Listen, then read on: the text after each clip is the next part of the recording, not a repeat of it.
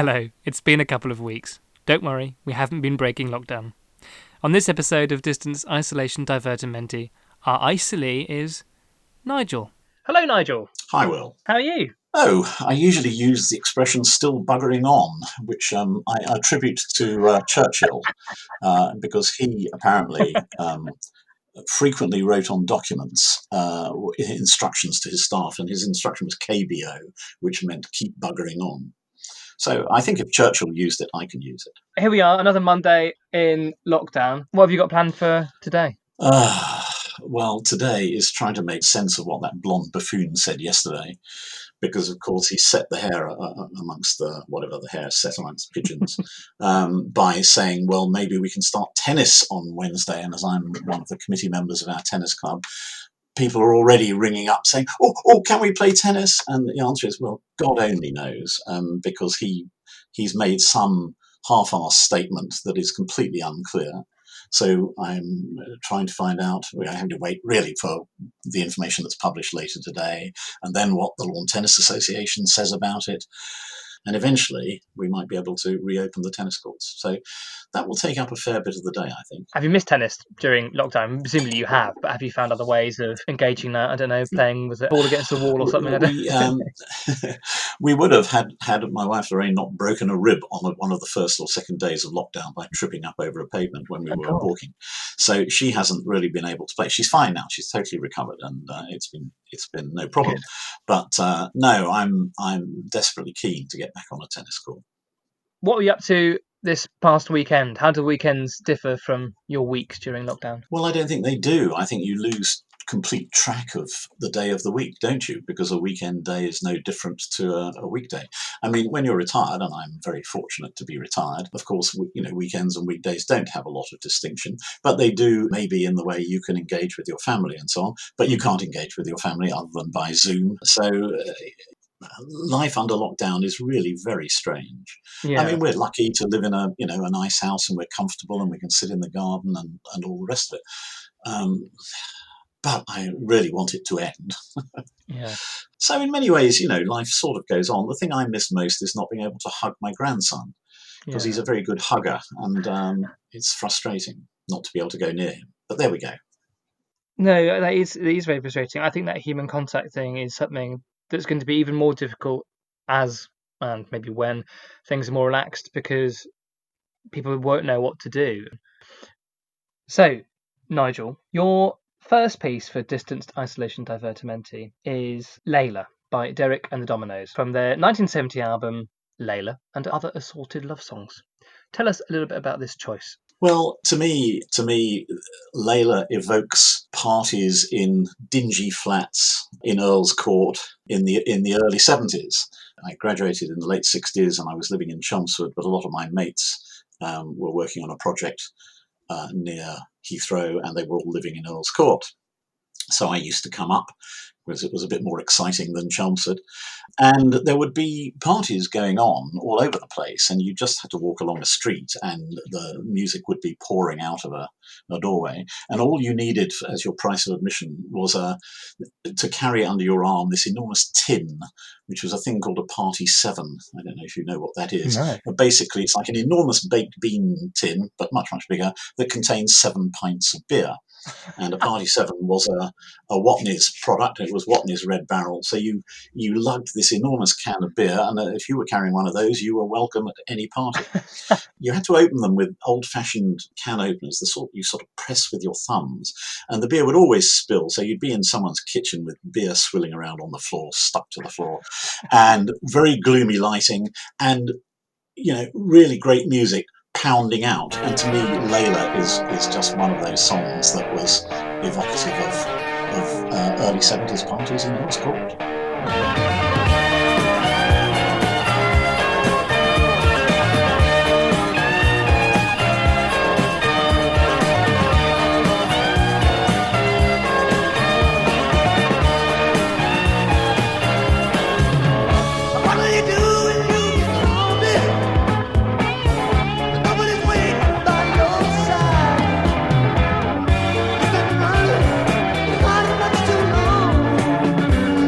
Just your mood.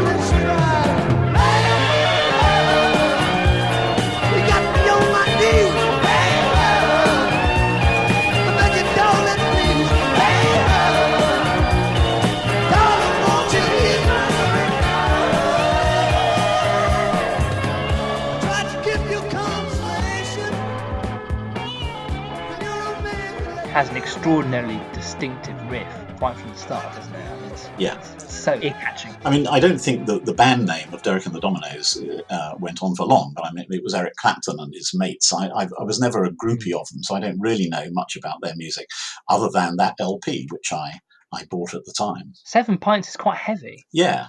You didn't want to stagger too far before you found a party. So when you hear it, I mean, do you have that taste of Watney's in your mouth? Oh no, I don't think I can recall that far back.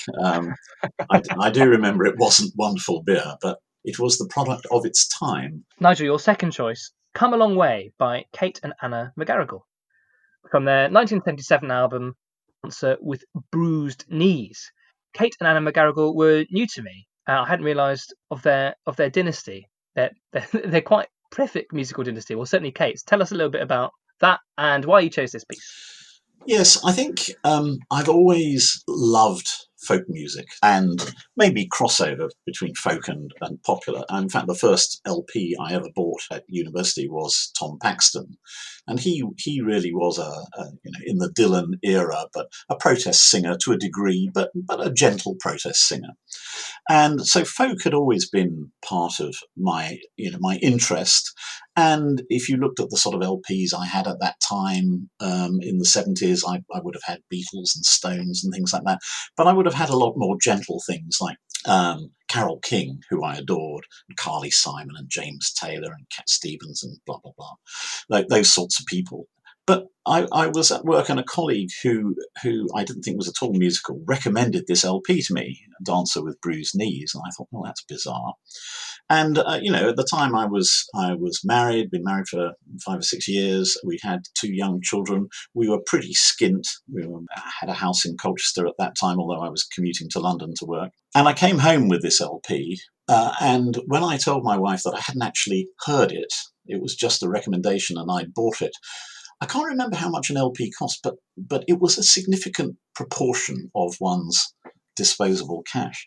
So I was not popular to walk in with an LP which I knew nothing about, other than it was a recommendation. But we adored it. Kate and Anna are French-Canadian singers with a bit of Irish background, I think. And they are lovely, real folk singers. Like most folk singers, they don't have, if you like, standout tracks. There's not a track I could say, this is Kate and Anna, this will blow your socks off.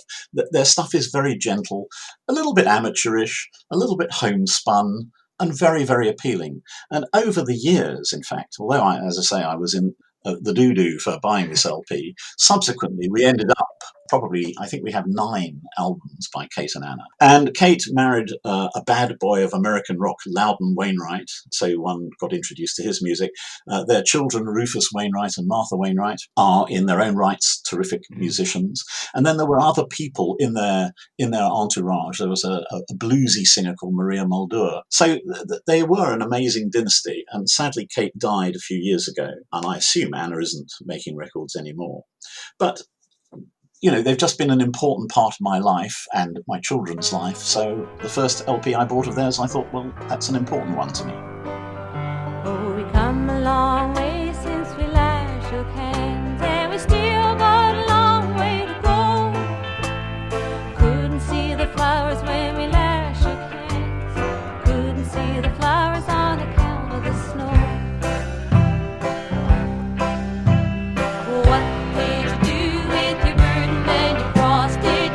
Did yourself or did you cry? We both know that a burden and a cross can only be carried on one man's back. All my life I wanted to roam, to go to the ends of the earth, but the earth really ends where you started to roam, and you and I know what a circle is worth.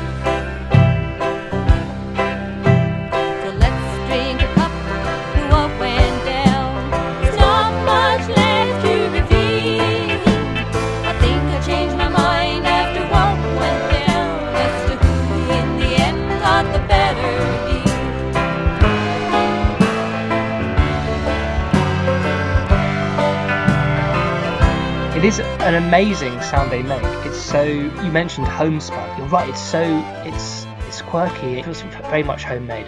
We went to some of their concerts. They would tour to the UK, and we'd go to them. We saw them in the Royal Albert Hall once, and in a much smaller venue, the Shaw Theatre, I think it was. And you had to laugh because things would go wrong. There, the equipment wouldn't work, or somebody would get the reverses in the wrong order, or they were very real, very lovely people.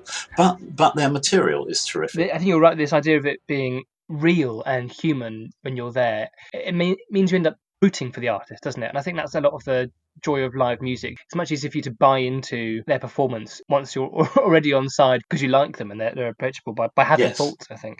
Well, it's a point that you've made, actually. I think you made it about the first virtual choir thing that we did, that you'd rather something real than edited to perfection. And I agree. To me, a real performance is more fun. Absolutely. Nigel, your third choice is one that gives me lots of difficulties. It is the fado singer Misia and her piece Anjo, Inútil, or possibly in Portuguese, Anjo, Inútil. But I'll leave that for a professional. Tell us about your experience with fado. When did you first hear fado, and what attracted you to Misia and this song? Over the years, we've holidayed in Mallorca a great deal. The children loved it, and we always loved it. And we ended up, rather by accident, owning a holiday apartment in Mallorca near the little town of Pollença. And Pollença is an old hill town, and then a few miles away there it has a port with a beautiful beach and so on. And we're very lucky enough to have a very modest flat there. Now, in the old town of Pollença, they have an annual music festival, and it is a stunning event. If you look back at its history, it's quite extraordinary, the number of world-class performers who've come and performed at the music festival. It's in August, September normally. And the concerts are held in the cloisters of an old convent. So you are sitting out in the open air at 10 o'clock at night, which is when a Spanish concert would begin, in the dark under the stars. And when we're there, we try and go to every concert that's on. And there are two standout concerts for me that were absolutely astonishing. One was the British violinist Daniel Hope, at least I think he's British, anyway, the violinist Daniel Hope, who did a most brilliant concert of Baroque music. But the other one was this fado singer Misia, and I was a bit reluctant to go, to be honest, because I thought, fado, isn't that all caterwauling and droning and I didn't really know anything about it, but I didn't like the sound of it. But we went and we sat, and this packed audience and this tiny woman dressed in black, she's got jet black hair, dressed in black, came on, big black grand piano, and then a couple of people behind her, I think a guitar and a bass probably. And she absolutely held the audience in her thrall. You could hear a pin drop. She had such amazing presence, and the music was wonderful.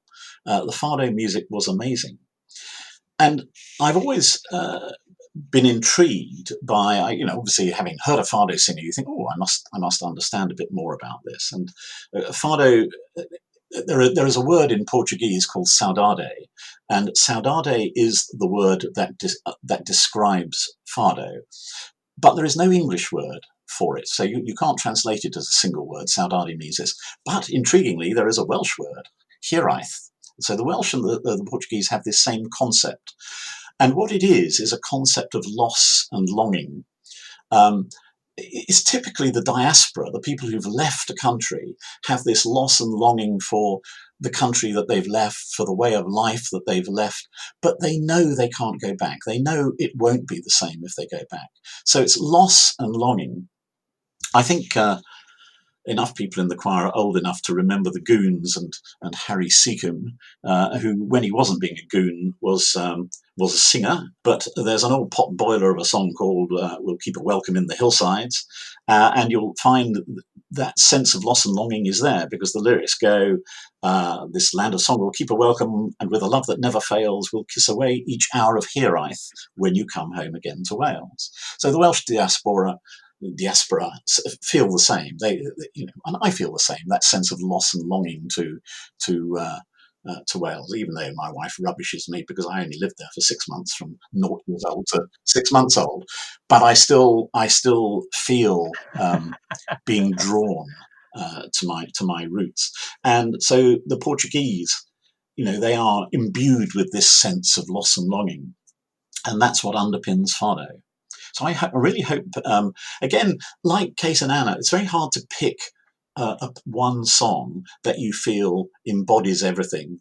But I've picked a song that I think has that element of despair and sadness in it. But it's beautiful music. It really is beautiful music.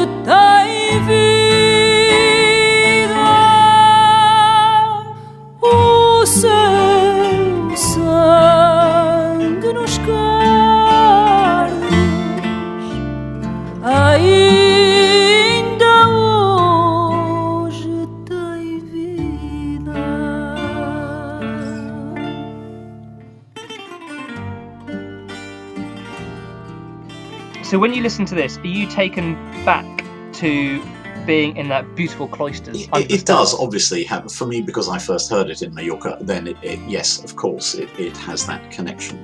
But I've only been to Portugal once, but I think it. Well, because I was going to ask you, or does it make you think of Wales? Well, funnily enough, it does. It does make me think of Wales. I mean, music is a very emotional thing for me. I mean, I find much music moves me of all sorts. I mean, my father had a beautiful bass voice, even though I didn't have a very musical childhood. My father would be singing Welsh hymns. And nowadays, I only hear those hymns when I sadly go to a funeral of a relative in South Wales. There was a funeral only 6 months ago where the assembled group burst into a very traditional Welsh hymn called Callan Lan. And they all knew it. They knew the words and they sang it. They weren't musicians, they weren't a choir, but they are so musical, the Welsh. Just thinking about this can bring tears to my eyes. I mean, so I don't know, I've rambled off, but the music of Wales makes me, of the hymns and even the rugby songs and things like that, draw me back. And yes, Fado does draw me to, well, the Iberian Peninsula, let's say. I tried with Jennifer asking a few questions about drink pairing with your choices. And I think it's quite fun. I don't know if it will work. I don't know if I keep it all in, but I think it's quite fun. So the Fado song, what would you drink with that? Does it take you back to maybe the Rioja you were drinking in the cloisters? Or do you want to have a nice port? Or a pint of a good strong Welsh ale? Well, okay. One of the lovely things about the concerts in the cloisters in Poyensa is that in the interval you wander out into the square and they serve, unfortunately, cava, which is their cheap, sparkling plonk. And that is not the finest of alcoholic drinks, but it's sort of what you have a glass of because it's there. Yeah, I'm a wine drinker. That is my passion. I obviously, as a young person, everybody drank beer, but nowadays it's wine. And some of the wines that come from close to Portugal, yes, that I think would be good. There is a wine from Galicia. So just above Portugal, you get the area of Rias Baixas, and you get the Albarino grape from there, and you get the Godello grape, and they both make very, very nice white wine. So I think I'd probably want one of those to transport me to that area. Marvellous. Oh, I didn't expect it to be so geographically specific. That's really excellent. Thank you. Well, can we then ask that question, going back over your choices? So when you would put on Layla, is it Watley's? Is that the answer? 7 pints of it. I'm afraid it is. I mean, yeah. I mean, you have to remember that. And young people drank beer. That's what we drank, and that's what you could afford. And of course, beer was an affordable drink. I was actually trying to figure out the cost of LPs versus the cost of beer, because I thought it was quite interesting. Because music, when I was young, was jolly expensive. I certainly remember I was trying to get a fix on it, and I remember decimalisation, which was 1970, I think. And in my local pub in a village outside between Chelmsford and Colchester, a pint of beer was 2 shillings and sixpence on the day of decimalisation. So we went into the pub that evening expecting to pay 12.5 pennies for our pint. And of course, the bastard landlord had put the price up to 13p, and we were very cross with him. And we used to call him Bandit Bill, because he was a landlord. He was a bandit. And whereas I think an LP at the time, it looked like it was about £1.17 and 6, so not too far off £2. So that's instead of 2 bob, you were talking £2. That's a big jump. But I remember my first job, my gross pay. 1967, when I first started in the world of work, I went to the highest payer, and that was £1,100 a year. And I worked, that's £21 a week gross. So, probably after tax, I don't know, £18 a week. And if an LP was £2, that's a big chunk of money. But if you think about where you might listen to Come a Long Way, I do a lot of listening when I'm driving, because I feel like I can listen quite well there. So where might you listen to Come a Long Way? And then think about what you might be drinking. Obviously, if you're driving, Well, I think I'm like you. I am less of the plugged-in generation. I mean, I am obsessed with having my technology in my pocket, but I tend not to listen to a lot of music on the move, except in lockdown, when if my wife has not wanted to go out for a walk, then I put headphones on, connected to my phone, and I have actually been listening to all of Johnny Flynn and all of Lady Masery and all of Jimmy Aldridge and Sid Goldsmith, who were the other 2 guys who played with the 2 guys who played with Lady Masery. So I have actually been going through their whole repertoire of CDs, so I could get a better appreciation of them. Perhaps on a walk then, for on a walk. Kate and Anna. Yeah, I think so. Yeah. And what would you drink on a walk? Years ago, I did have a hip flask, and I worked in the software industry, and I worked on projects which tended to be around the world, and so I was very fortunate that I would do a fair bit of travelling, and I spent quite a lot of time working in Sweden. And I worked with a Dane a lot, a Danish guy in Sweden, and his favourite drink was a thing called gammeldansk. And gammeldansk, translated, stands for Danish bitters. And it's a strong liquor, and it's very much an acquired taste. But it warmed you up. It was for sure warmed you up. So it was great to have in a hip flask. And I can remember many a fireworks night at Ali Pali, freezing cold, but sipping away, sharing my gammeldansk around with my friends, because you needed it to warm up. Your 4th choice, Nigel, is The Water by Johnny Flynn and Laura Marling. Why this one? Well, we have, of course, completely omitted the entire choral repertoire and the classical scene and enormous swathes of music. And I did that slightly deliberately, because I thought, well, what glues the choir together is choral music, and we all love it. So I don't need to sell that to anyone. And the classical music scene, there is so much beautiful music, it's just impossible to choose. So I thought I would stick on the non-classical side.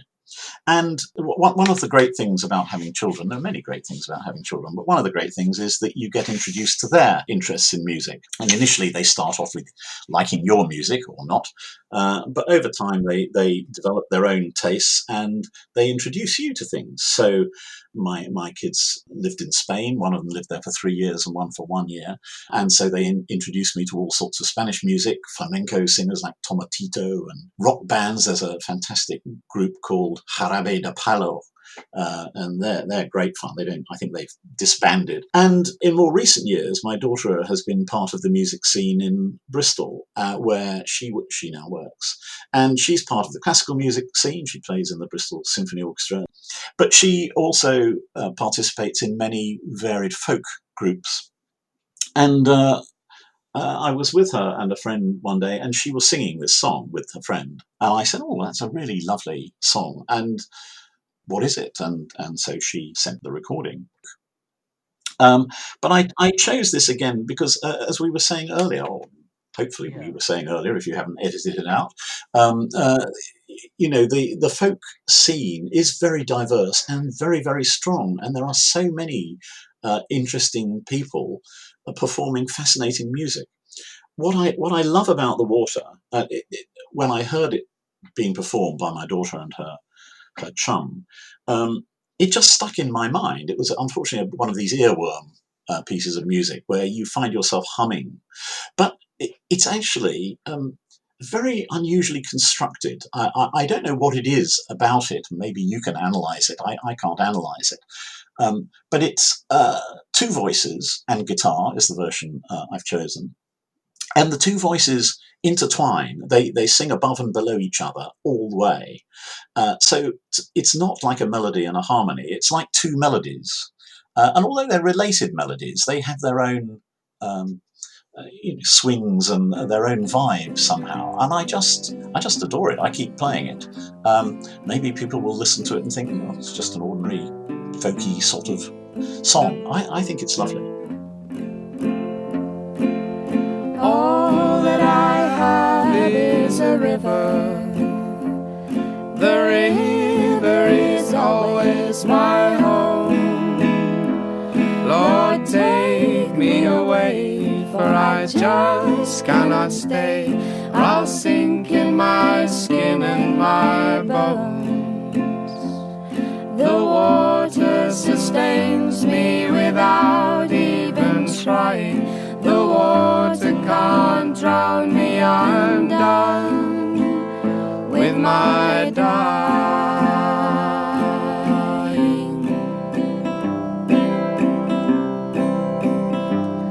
Please help me build a small boat, one that'll ride on the flow, where the river runs deep and the larger fish creep.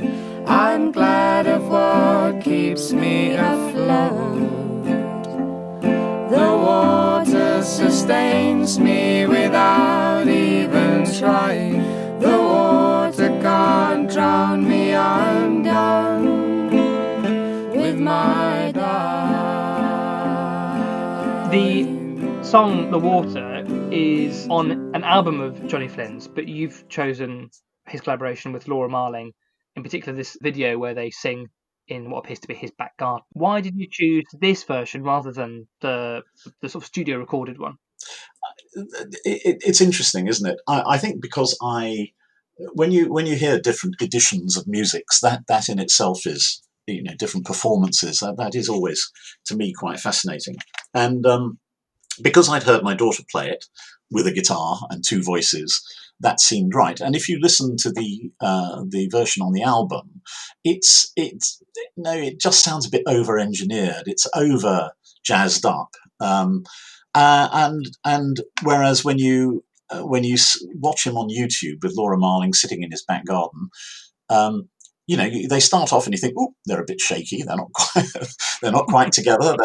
But it's real. I mean, it goes back to your preference for real music. And I think in this particular example of just a very beautiful song, it is so much nicer performed live, like a recording of a live performance, rather than a studio engineered one. So, Nigel, what would you imbibe if you're listening to this? Oh,